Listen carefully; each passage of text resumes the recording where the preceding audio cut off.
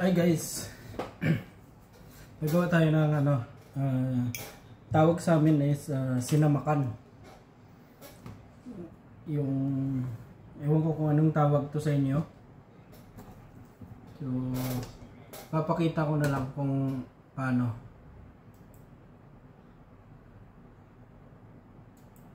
Kung paano ang ginagawa. So unahin na natin to. Ito ay native na luya kasi mas masarap yung amoy niya mas maganda yung amoy niya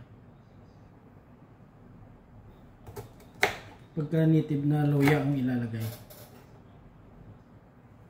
So hihiwain lang natin na magkasya dito sa kanyang bunganga. Ayan. Ayan.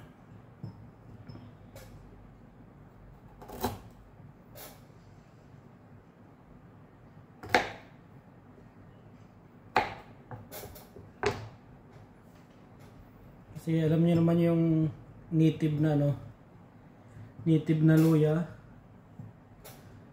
ginger, mas siya, mas matapang siya kaysa normal na normal na luya, hybrid. So ayan.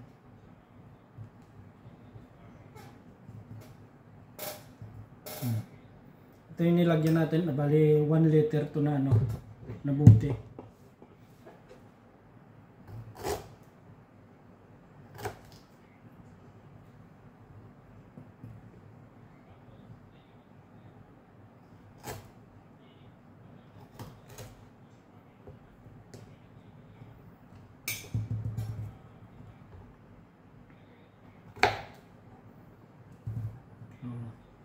So suspense lang kung ano yung mga ilalagay pa natin. At panoorin nyo na lang hanggang dulo para alam nyo kung paano gumawa. Basta ang tawag sa amin ay sinamak or sinamakan.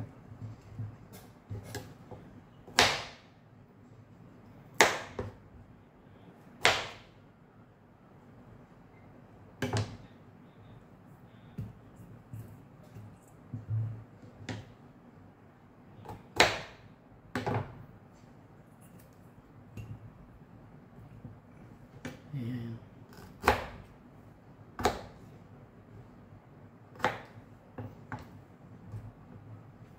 So, ayun.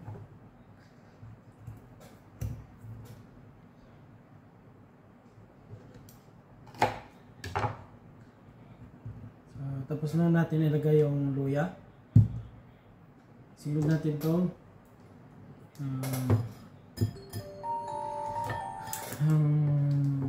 sili. Ito ay nahugasan na natin. So mas maganda yung yung maliliit na sili, yung talagang maanghang. Ito kasi wala tayong mabilhan dito eh. So ito na lang. Kahit pa paano may anghang din naman to.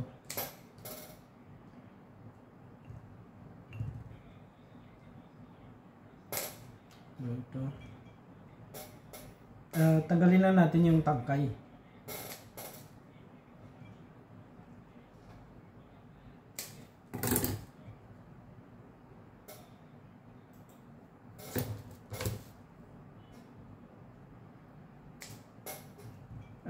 Meron na tayong nagawa dati, luma. Na siya eh, luma na eh. Naghihiwalay na yung kumbaga wala na siyang anghang.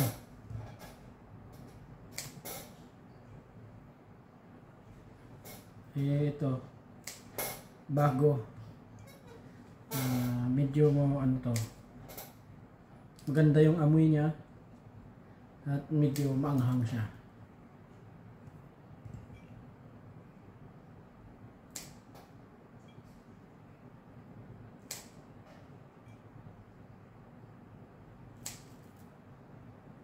So yung ibang sili hindi siya masyadong luto. Okay na rin yun para kahit pa paano may kulay ang ating may kulay ang ating sinamakan.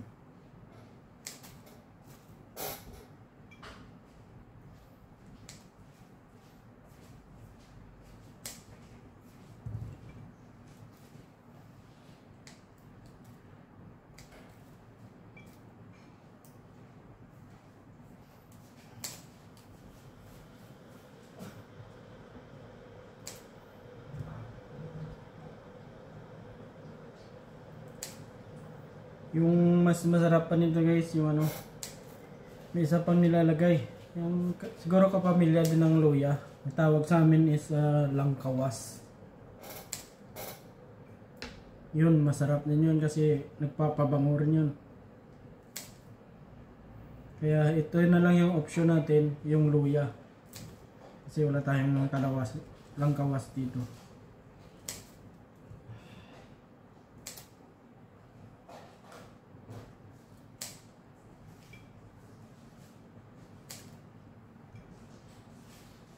Guys, ipiflex ko lang pala yung suot ko.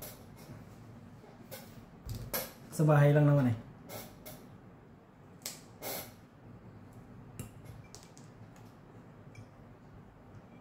Sayang itapon eh. Dito lang yung ano eh, sira eh.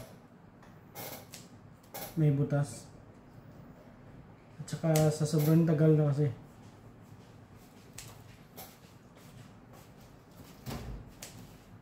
Makanas na mahigit siguro ilan na taon na yung anak ko ay 7. So more than 7 years. So almost siguro 8 years na to. So natapos na tayo sa sili at luya. Lagyan din natin to guys ng ano, yung pamintang buo. Kasi isa rin to sa pagpaganda ng amoy. Nagpapa-aroma ng kanyang amoy.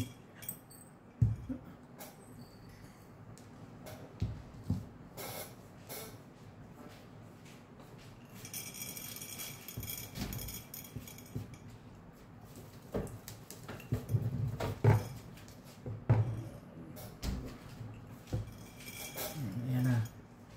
So, sunod natin yung mas maganda sana, nakalimutan ko bumili ng native din na ano na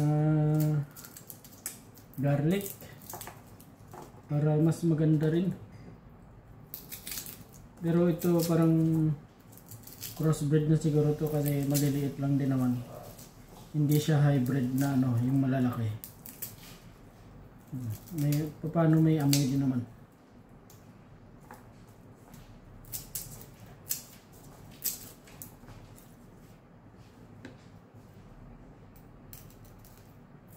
So, balatan lang natin.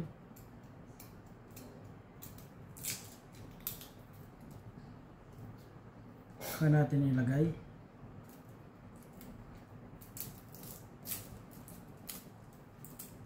Tapos pagka medyo malaki, hatiin lang natin. Yan.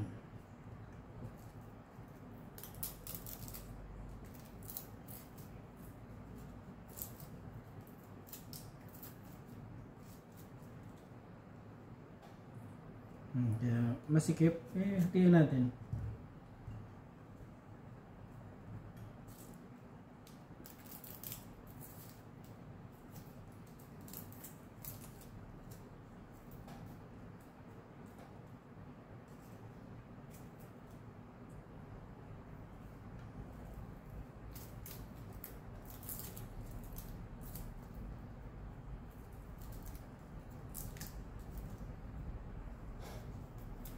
So, bali isa't kalahating ano to. Yung isang ano niya, ha? Ano tawag na? Kung baga sa amin ay isa kabula. Isa't kalahati.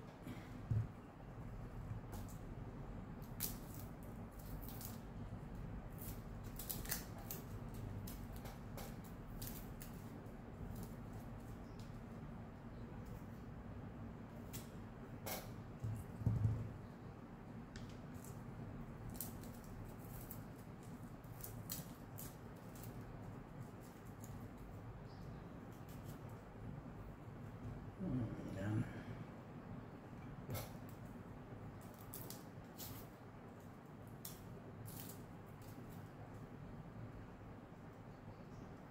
Kasi ano lang natin to.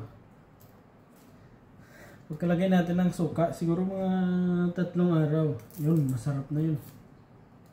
Kasi nakababad na.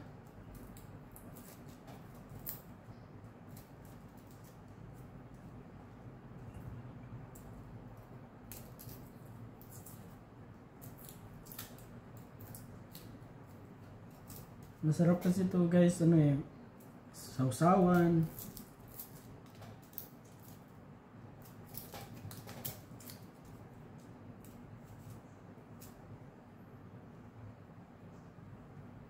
Or yung ano, yung ilagay sa paksiw, yung suka niya. Sila lagyan natin to ng suka. Tapos yung pinagbabara ng suka, yun yung ilalagay natin sa paksiw. Yun, masarap. Kasi masarap yung ano, ganda yung amoy niya ng suka. Kasi na-absorb ng suka yung aroma nung nilagay natin dito sa loob.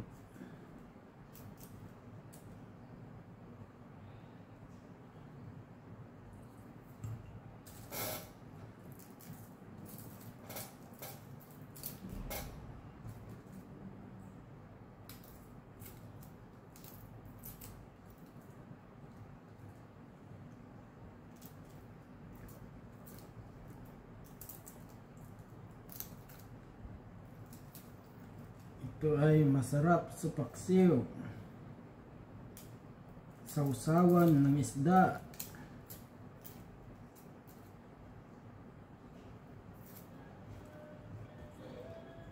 Yung isda na inihaw.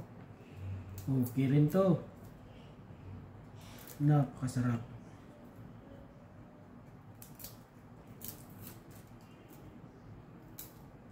Basta ihalo mo sa, kapag gumawa ka ng sausawan, yung suka at tuyo, yun. Mag-asawa kasi yun eh, yung suka at saka tuyo mag-asawa. Si Black American at si White American.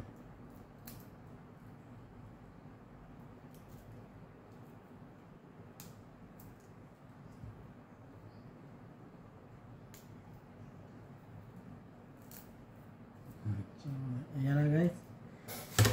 Nilagay na natin yung luya, ginger, sili, chili, ahos, garlic, tsaka may parang pamintang buo. So, kukunin natin yung ano, yung luma natin.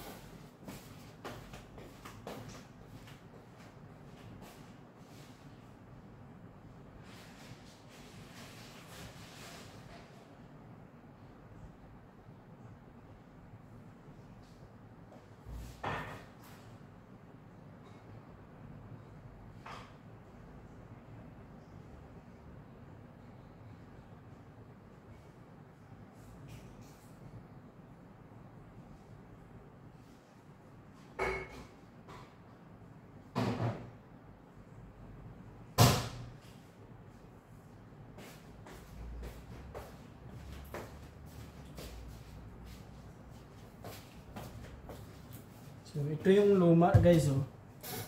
Ito yung luma. Oh, kita mo naman, oh. Lasog-lasog na. Wala nang ano to. Anghang masyado. Kailangan mo pa siyang i-ganitohin. Tawag doon. Basta ganyanin para kumatas. So, hayaan na lang natin to na maubos. At ito na yung ipapalit natin. See? Tingnan naman ko ang pinagkaiba, di ba? So, lagyan din natin ng laurel. Kasi ano to eh, ito may magandang amoy rin to eh.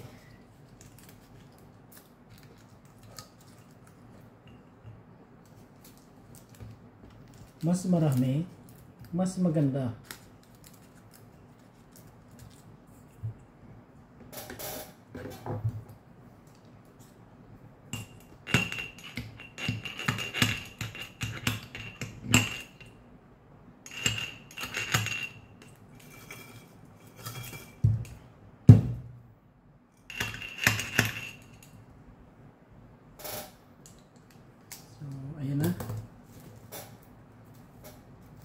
So ayan na guys. So again, luya, chili, garlic, pamintang durog, pamintang dahon, laurel, at saka ito yung ibababad natin dito sa dato puti. Dato puti, baka naman. Alam nyo guys, kung ano yung mas masarap na ano, ito yung mas masarap talaga ilagay dito. Yung ano, yung suka ng niyog. Yun talaga. Sa amoy pa lang eh, panalo na. Basta suka ng niyog. Pagka sa probinsya guys, pagka umuwi ako sa probinsya, hindi ganito yung suka na ginagamit namin. May pumasok pa na maliit.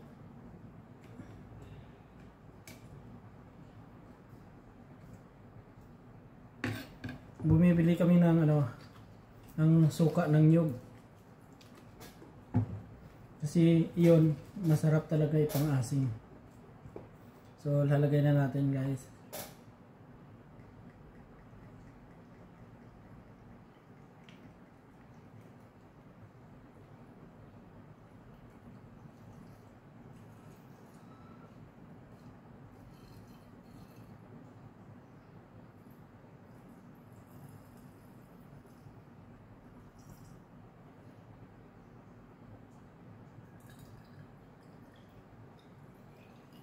So, kumain na natin.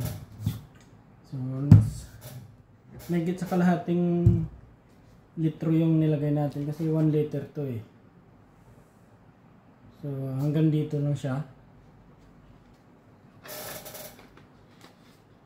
Ano naman kasi, kaya hindi siya nagkasya rito. Dahil may nakalagay na tayo ng mga ingredients dito. Kaya, tingnan mo, hindi na ubos pero puno na. Pero kaya hindi na puno dahil mayroon na tayong mga ganito. Kaya konti lang yung nailagay nito, kalahati. Mahigit lang sa kalahati. So guys, ang tip pala, dapat plastic yung kanyang takip. Hindi yung parang ano, yung parang aluminum. Kasi parang pagka naanuhan ng suka, yung parang nag-ano dito. Parang madumi siya. Kumbaga parang kung sa bakal kinakalawang. Ewan ko lang kung anong tawag doon sa parang aluminum na takip. So ayan. So ito na guys, ang finished product. Ganito lang yung paggawa ng sinamak. Ang tawag sa amin. Ang tawag sa amin ay sinamak. Kapag itinawag na siya ay sinamakan.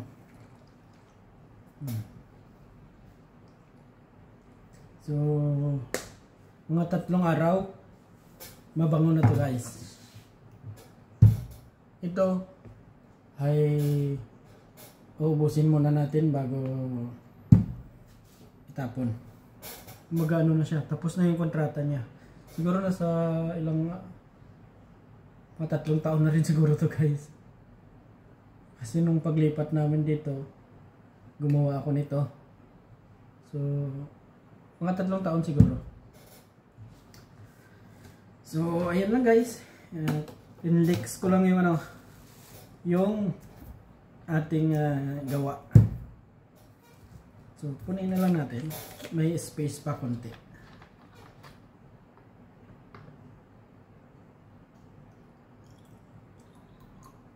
Okay. So, ayun na guys. This is my finished product. So, alam nyo na ang kanyang ingredients na nilagay. Para try nyo guys. Mabango to. Lalo na yung suka ng nyug. Ito, dato puti is from sugar cane. Dato puti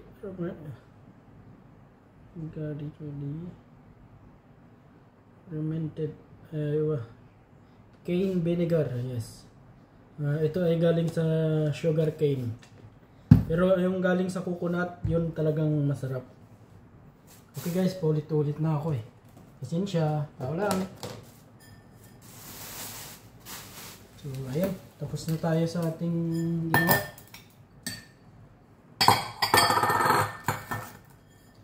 It's ligpit time. Tapos natin yung basura. So ayan guys. Ilagay na natin sa kusina.